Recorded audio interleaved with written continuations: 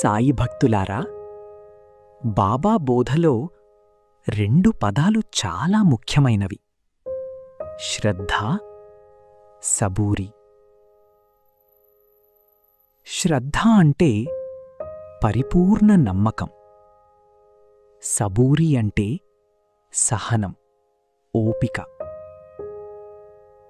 మనలో చాలామందికి నమ్మకం ఉంటుంది, కాని ఓపిక ఉండదు.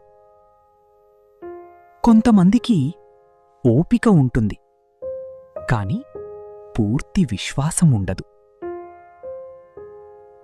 బాబా చెప్పింది ఏమిటి? ఈ 2 కలిసినప్పుడే ఫలితం వస్తుంది.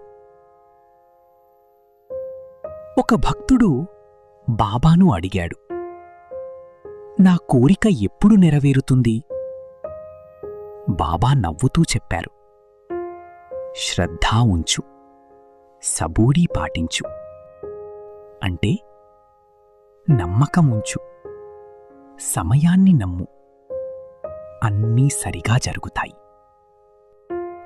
ఈరోజు మనమందరం ఒక్కసారి మనసారా అనుకుందాం, బాబా నాకు శ్రద్ధ ఇవ్వండి, సబూరీ ఇవ్వండి.